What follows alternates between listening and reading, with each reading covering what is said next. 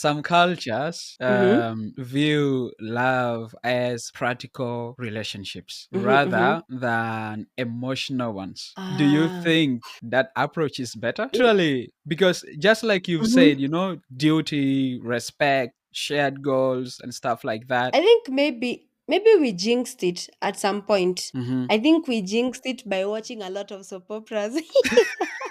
Because honestly, hear me out. I feel like at some point, especially in traditional African communities, a lot of times you never had to get married because you love a person. It will be maybe like a family has identified maybe a girl in another whatever, and they're like, yeah, we think this would be suitable for our son, or Right, vice versa. And then it didn't have to be like, oh, there's the love, the whatever. It's like you just come together and you go love each other if you have to love each other.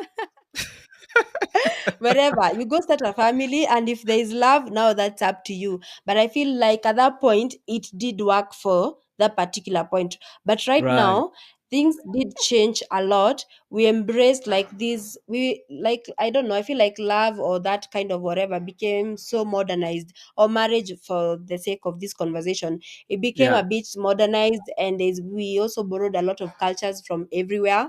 So at yeah, this point, it's like the concept of love was brought into the conversation, and now it's like, oh, I don't think I feel him anymore, or for him to to marry me, I have to feel sort of these very intense feelings, and yeah, all these kind of things. So I feel like things have changed because yeah, we have borrowed a lot, especially from for the African context. We borrowed a lot from outside, and yeah. we've embraced that and made that to be what we now know of. Because even, for example, right now, there's even places like churches that if you are not married at the church, it's not Hmm. recognized. Yet even before we embraced, for example, this whole idea of marriage in a church, Yeah, Africans used to have their way of marrying off their daughters and their sons. yes.